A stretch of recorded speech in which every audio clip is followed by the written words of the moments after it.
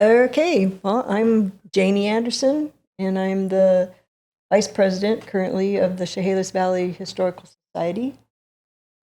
My And partner? I'm Tracy Travers, and I'm on the board. And what else do?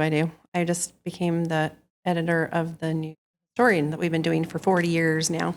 And we're so happy we have Dana Anderson with us, pulled him out of the woods of Matlock to come talk to us today. Yeah, welcome. Yeah, this is going to be fun. We're going to talk about a lot of historical things in my life and a lot of wild craziness, too. Sounds good. We're going to start with a few questions for you from What this list. is your name? Yeah.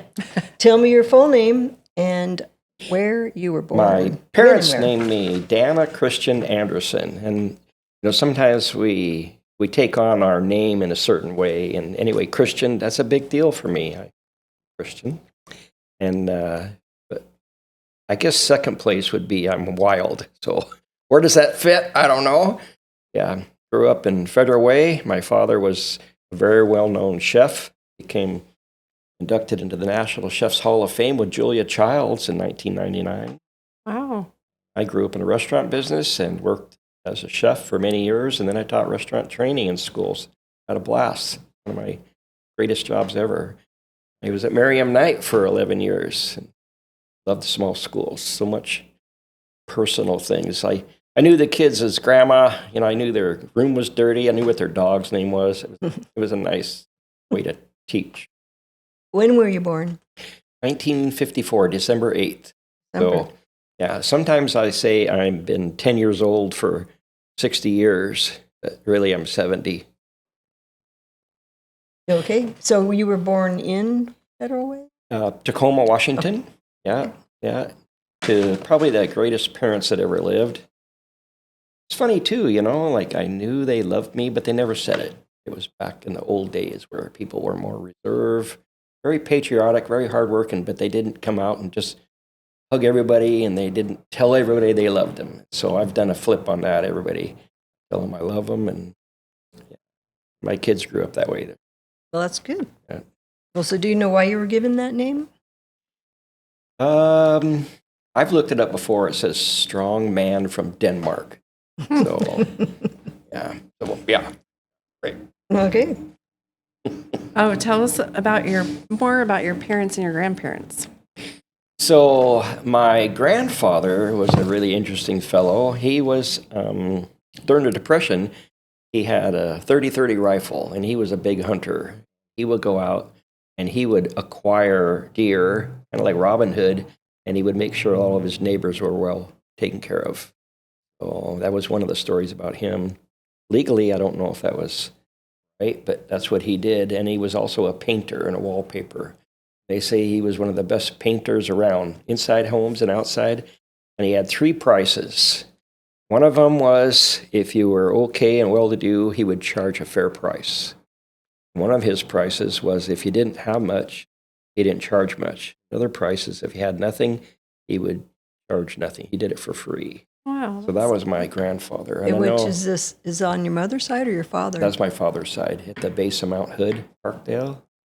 And another one of my grandfathers, it's interesting, a lot of my family relatives around guns, so he was probably number one, greatest marksman in 1929 through 1930 with the Washington Civilian Corps. And he went out to Camp Perry, Ohio quite often, shot in the military competitions. And his name's on a trophy there. That's still a big trophy called the Soldier of Marathon.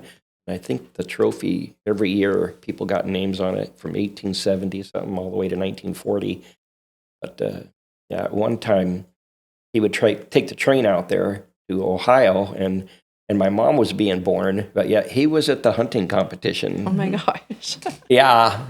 And I know my grandma sent him a letter. You have a baby daughter. That was my mom while he was away at a shooting competition.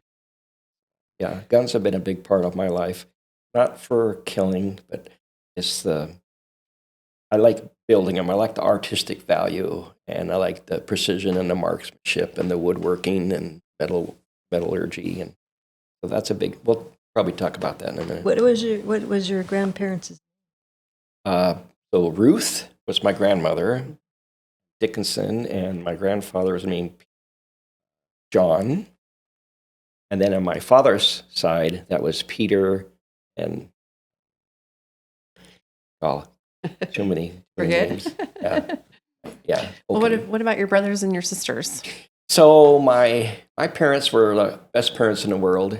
And just a little bit of history before that, my dad, he never finished high school, although he became the president of all the graduating classes throughout the years.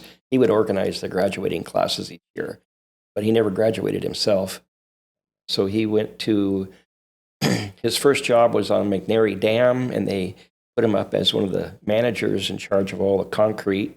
But then he got drafted 1950, and he had to go in a line at the physical. And as he was in line, they said, okay, we're going to prepare you now. We need cooks and we need doctors. You got two choices. You could be a cook or a doctor. Oh, wow. Yeah, that was my dad. So, I mean, his life started then, in my opinion. He only went to the 9th grade. So he said, well, I don't like blood. So he went into the being a chef. And there was a class of 80 people, and we have a newspaper article on it, my sister does. And out of the 80 people, he never finished school, and his writing ability and his, a lot of the words were too big for him, especially in the French cuisine. But he learned as much as he could, and then each night he would go home and rewrite all of the lessons that he was instructed on, and rewrite it and test some things, and he put it into a simpler language for himself. And at the end of the course, whatever 6-month course, they fired the instructor and made my dad the youngest instructor that Fort Lewis ever had. Oh, wow. That's And a he cool was, story. General Mark Clark, I think he took over Patton. Anyway, he came in and congratulated my dad for being the youngest instructor. Wow, So that's cool. where he became a chef, and a chef's chef. Worked us all the way to the Washington State Chefs Association president. He was on the national board, American Academy of Chefs and stuff. So how many brothers did you have and how many sisters? So my parents had my older sister, and they were pretty fast workers. She was born in January of 1954, and I was born in December of 1954. So Oh, then wow. I had 2 other brothers a year later, so there was That's 4 of close. us in about 3.5 years, I think. Wow, that's a lot. So I followed that same counsel. Well, maybe that's later. That's later, yeah. But yeah, they're all very successful. My sister's pretty rich and married an oil man, and they do very well. And my other brother, he was a chef up in Anacortes. He does very well. And my other brother, he went into maintenance, but he was a chef for a while too. But yeah, I probably make the least amount of money, but I think I'm probably the happiest I have. I'm the most rich. I have 25 grandkids. That's a lot. Mhm. And how many kids do you have? 6 in 6 years. Then we bought a TV. But yeah, they all turned out very well. My son Jacob worked at the Pentagon for a while, but he doesn't tell me what he does now. He's way up, and Oh, because he can't, right? he can't say what can't he say does. what he But he was does. at the Pentagon for a while. My daughter Leah, she is last year was in top 40 scientists in the country under 40, and Wow. another major award. She got flown to Philadelphia to receive 2 major awards. My son John is Game Warden of the Year twice in Nevada. Wonderful family. My son Chris has been like a Bering Sea captain of big ships, and now I think he's off Africa now somewhere and on big ships. And yeah, lots of kids. Ian is a firefighter and a maintenance, has his own company. Amy, she passed away, but she had a master's degree in child psychology, worked at the kid programs, Scared Straight. And then my daughter Jennifer, she's like a nurse. She has a bunch of kids. Yeah, pretty successful. And they grew up off grid too, which is, they had nothing. And there wasn't any neighbors, so they figured out how to get along together and how to work together. Yeah, so you background. still live in the same cabin. How big is the cabin? Let's I've see, been there a about few the size of times. this room we're in. Are you sure it's that big? I don't know. It's maybe. But it's funny because there was 8 kids in there, plus their friends would come over. Yeah. So, And they were upstairs in mhm. those 2 bedrooms? there 2 rooms So up there? upstairs, you got to duck your head to get around up there, but half was 1 bedroom and half was one. It was big enough to put a mattress and a mattress, and you were lucky if you had a dresser between 2 boys, and the same on the other side. Wow. Mattress and a mattress. And no power. Yeah, off grid. You still have no chop power. wood. And you have Milk do you have a goats. well? So if you can imagine, the rainwater comes down and hits the hill, Right. and then 100 and some years ago there was a well, and so I redug it out. So it's called a cistern well, Oh, yeah. where it collects water, and then it just kind of like God just gives you what you need if you put a lot of work into it. Same way with electricity. We have solar energy, Oh, you do? and so like it'd be really nice if you just given electricity. What happens too is God gives us our electricity and our water, our gardens. I plant some seeds. I can plant my whole garden in one day, and got vegetables and go hunting a lot. Your garden is a really nice garden. He has a huge garden, and it's like barely any weeds. Mm-mm. What's your secret? Well, if you can keep the daylight, like sawdust or something, I bet it's important not to use cedar or fir. You want to use alder sawdust. So there's alder sawdust sawmill in Shelton. That's all free. And then I go to the coffee shops, and I can get a truckload of coffee grounds for free. And then I got chickens. So you just put that all over the Mhm. entire thing. And then you had cardboard. Didn't you use cardboard too? Yeah, and cardboard. Cardboard. Yeah. So I was maintenance in a business for a while, and they wanted to get rid of a lot of cardboard. So yeah, cardboard goes down. But I don't spend any time weeding, and with a really rich mulch layer, I don't even have to water. So I don't water and I don't weed, and I can feed hundreds of people. That's crazy. I Yeah. tried to have a garden, and you saw it. Well, you I'm can digging grow it rocks. out. I'm digging it out. Raspberries. I had some raspberries that would grow. And then I built a root cellar. It took 5.5 years, but it's cool. It's like 14 feet. The summit top is flat, and there's a spiral staircase that goes around the back. You seen that? I saw the pictures. It's really cool looking. Oh man, yeah, stonework everywhere, bridges and towers and waterfalls and ponds. Probably 30 some years of collecting rocks and setting them together. Picture. But so also Mhm. you make arrowheads, and you go Yeah. to Like say you were a kid back in the 60s, and you had a few lessons in school. I was always out the window and looking at the trees, and as soon as they started talking about the Native Americans, I'm not Native American. It's like a light come on or something. Not that I wanted to be a Native American, but I was so excited about all the skills and the knowledge of the plants and the animals, and like arrowheads. And so now, after 63 years of being so excited about them, I teach around the country how to make arrowheads to all different survival schools. I'm probably 6 or 7 around the country, and I have a big following that love to see me. I get lots of hugs, but what a rewarding thing. I love being a teacher. I love telling stories, and I can put it all together in teaching people skills from like ancient knowledge. And like one fellow, was it 2 years ago, he was dying of cancer, and he looked for arrowheads his whole life. He must have been in his 80s or 90s, and he heard that I was going to be teaching arrowheads, and he showed up, and he goes, I want to know how to do it. I've collected them my whole life. And anyway, so I don't know if he passed away or not, but that was his greatest moment in his life, to get that question answered. How do you do that?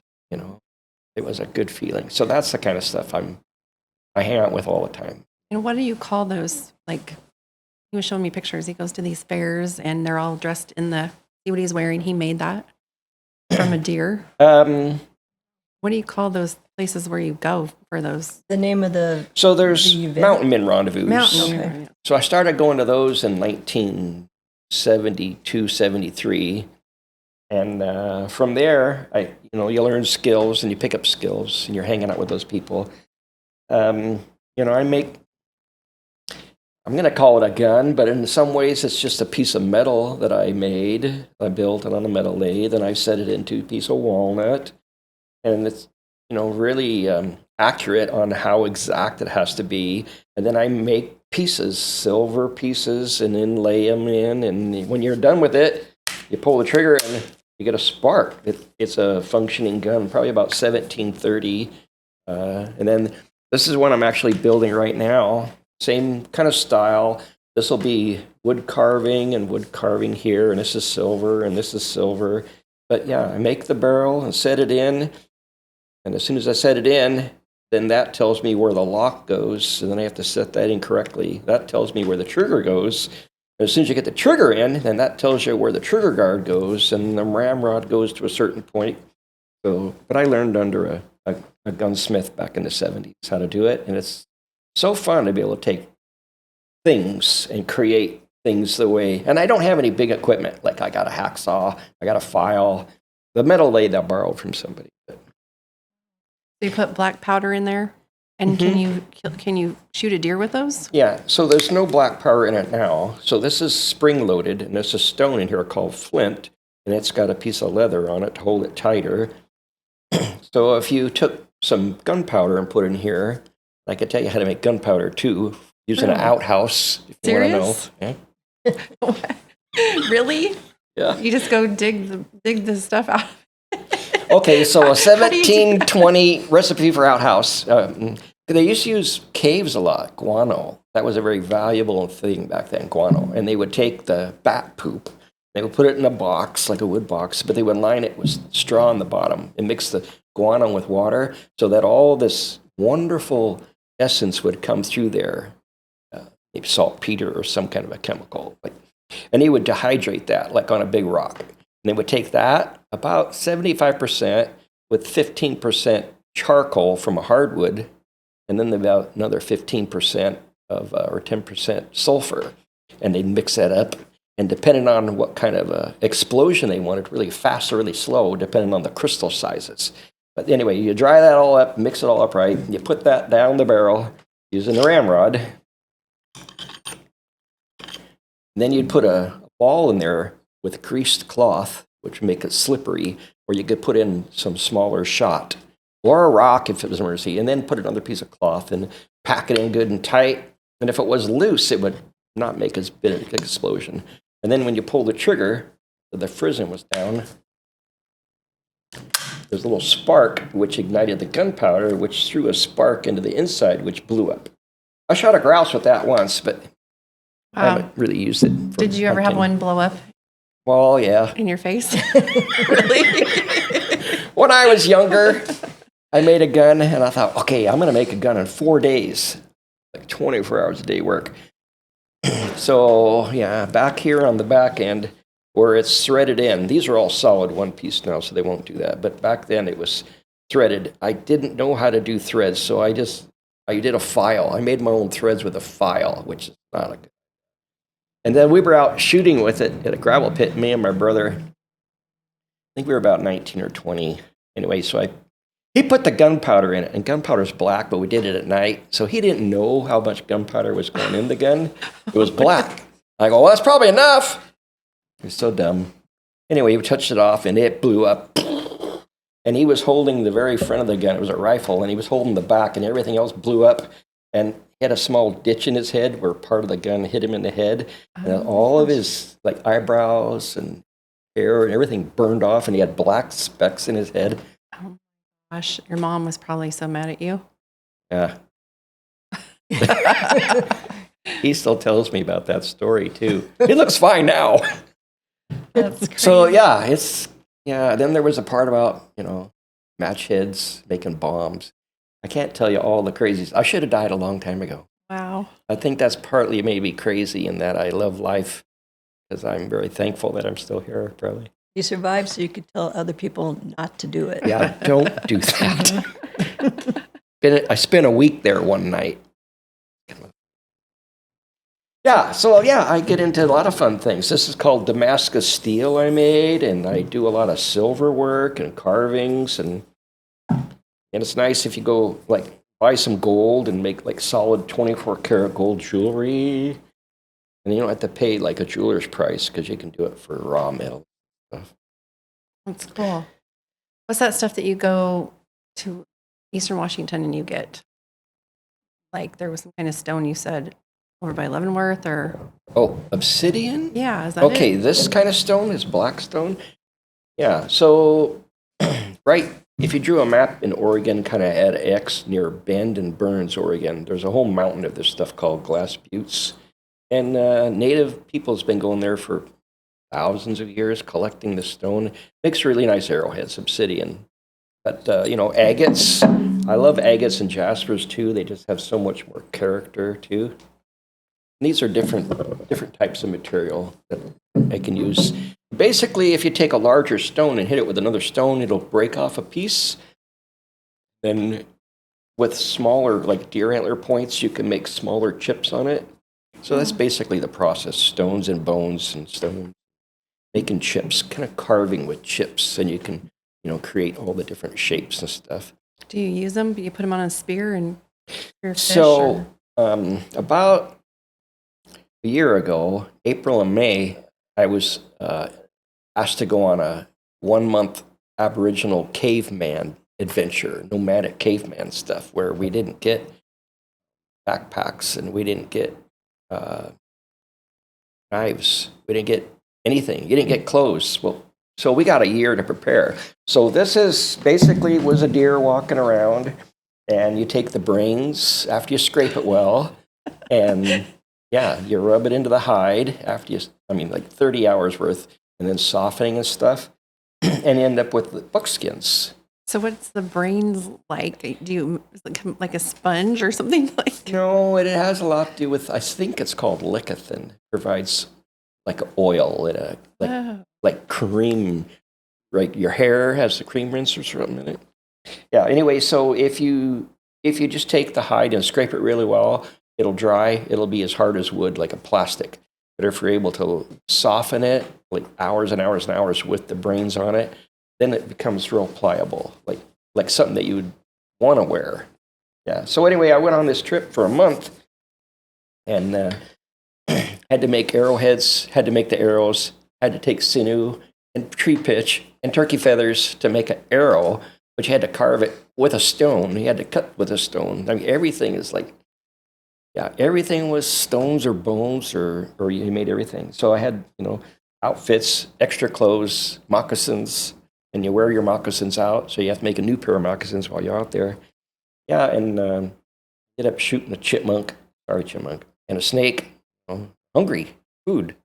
You said you ate a mouse? Yeah. And, dandelions are pretty good, and nettles are pretty good. But you don't just pop them in your mouth and chew on them. You hopefully cook them first. Yeah. So when you went on that, it was like for a show, right? For a TV show? So I've been in a lot of different things that are towards TV shows. A lot of the TV shows that you see on TV, they've been purchased, or the idea has been bought by a network. So there's prototype shows, and I've been on a bunch of those. But anyway, this was a prototype show. And the concept was to go out in the wilderness for a month or more, and it was more than live off the land because we didn't have axes or steels, or I could bring my glasses. That's the only thing I could have. Yeah, pretty much no medication, and you had to build a shelter. Show up on site and build a shelter and live in a shelter and create fire. With a couple of sticks, make your fire. Don't let the fire go out because it's a lot of work. So were they with you the whole time filming you, or did you have a camera, or how would you charge it? The person that started it, her name was Lynx, and she does those around the world. So in the beginning, it was filmed, but then she wanted the realistic, the essence of what it was like. So like there was no cameras after like the first 2 weeks. It was all like, like the sun. If you're real patient, and it's hard to do this, but like if you have nothing, the sun's very important. It gives you warmth. It tells you where to build your shelter to stay warm. It's a clock. You can tell timing is really important. You want to know some time before you go to bed, and it wakes you up in the morning. So the real subtleties of that was time slowed way down. Where'd you go? Oregon? This was in Twisp, Washington. Oh, yeah. Never You know, been there. and- Always go. And then you're going to go collect water. What are you going to put the water in? You know, so you have to make things to put water in. So a lot of hides and a lot of different things, and you have to stay warm. So we made a lot of like sheep hides. I think between the 15 of us, there was 300 animals that were used just in the making of this. So you had to learn how to get along. I tell you what, the crew was handpicked for their attitudes. You know, hardworking attitude, knowledgeable people, and there were 2 kids along too, 8 and 12, and they were wonderful. They never once complained, and it was so funny. I got this chipmunk. Sorry, chipmunk. But I thought, well, this is cool. So I skinned it out and we ate it, right? But then I had the skin and I tubed it. Anyway, I put grass in it and I made a fun little toy for the kids. We played with that toy, you know. Yeah, and then we put it in a tree one night, and the next morning it was gone. I think an owl took it. Oh, geez. So Surprise. So you weren't by yourself. There was 15 of us that were So on you this guys, trip. so you guys were all together. Males and Oh, females. That's cool. Yeah, and there was a water hole, and we made appointments for the water hole, you know. I was take your baths. Yeah. Yeah. Do you want to have any? What a great experience, though. I don't know. Where'd you find Faya? And Oh, that's a good story. Because she's Samoan, Yep. right? Yeah, Yep. she's a Samoan wife. She's super sweet. She's like a wonderful person. Okay, she is only half human. She's half angel. Half human. Oh. I'm half Samoan. She's my better half. Yeah, so basically like a church dance. So I've been married before, had a lot of wonderful kids. It didn't work out. She didn't like an outhouse and interrupt. And no power. And no power. And yeah. Okay, that's very honest. And 6 kids in 6 years. Okay, sorry. That's a lot. But So yeah, we had some wonderful kids. And then, so I said, okay, I want someone that's kind, hardworking, you know, all these wonderful traits. I spent a little time looking for about 6 months. No, I watched the movie. If you ever get a chance to watch a movie, Snow Walker. Oh. A great movie about a native gal in Alaska. Very kind, very patient, very hardworking with skills, right? Oh, so that's what you said you wanted in a new wife. Oh. Yeah. So I watched it, and like a feeling comes over you sometimes about, you got to watch that again. Something in there is important, you know. So I watch it again. You got to watch that again. So 100 times in a year, you know, sometimes twice a night. Serious? Hmm? We should watch the movie. Have Snow you ever watched it? Walker. Snow Walker. Yeah, wonderful photography. The plot's wonderful. Everything's just so good about it. So, and the reason is I got my answer to is you watch this movie, you're going to learn about this person that you're looking for. You're going to learn about her character. And when you see her, you're going to know it in an instant. So here I am at this dance, and I went to a bunch of dances, and I'm going at Walmart. I'm going to Safeway. I'm going, nope, that's not her. Nope. A lot of nope. In Shelton? Yeah. Were you in Shelton? Okay. Yeah. But then, so I went to the dance in Tacoma, and I was there for quite a while, and nope. All of a sudden, there she is. I didn't want to act like a stalker. This is serious stuff. There she is. So, I went up to her and said, would you dance with me? Okay.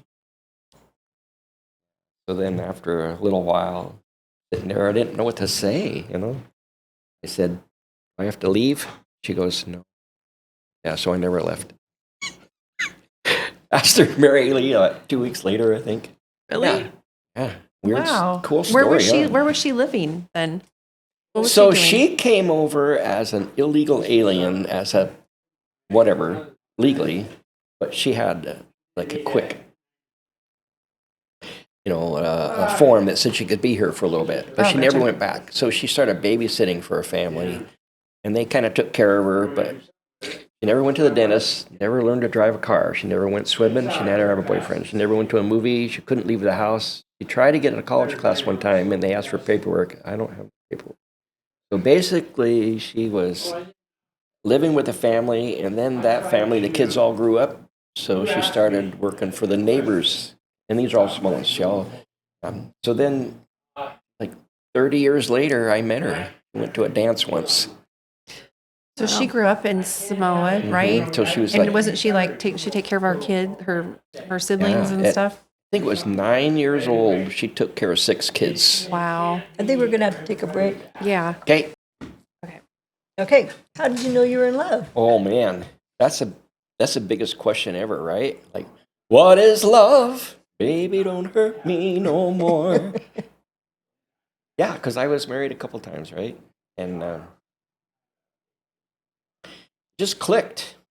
Like you think about that person more than you think about yourself. Yeah. She's really good. She's really sweet. How long you guys been married? 14 years now. 14 years. Oh. And she still, he bought her a red Corvette. Oh, is that the Corvette? But she don't that's out here? drive. She won't drive, and she wasn't even, has she tried? She likes red. Has she tried? She's reading the book, and she's been reading the book now for maybe a year. A year. Yeah. The driver's ed book. But I've taken her driving a few times, but it's like, she's a chicken. Yeah. So I thought, okay, well, I'm going to go way out of my way. I get her. She likes red. I mean, everything's red. I'm going to get her a red Corvette with red interior. And so that's nice. She likes that. But, then again, too, it's too low to the ground. It's too noisy. She's just scared. Yeah. They're not the most comfortable car to drive either, but Okay, but so they're fun. yeah, love. Love is such a great question because there's so many different kinds of love, and I have some of my friends that I love them. They inspire you to be good and they inspire you to be happy and, like I'm the richest man in the world. Happy. What's the most important thing you've learned during your life? Wow, same question. Love, happiness, hard work. I say hard work. And I forgive people before they do stupid things, which is the way I kind of invented that idea maybe, but it's a good idea because then I never have a problem with anybody for anything. It's fun that way. You walk into a room of 1,000 people and there's lots of hugs, and maybe if somebody has a problem, I just, okay, fine. Yeah. Yeah, whatever. Yeah. That's good. High five. Good to see you. Right. Well, thanks for coming in and bringing your stuff. Oh, and Thanks. then we're going to do the Turno talk next. Oh man,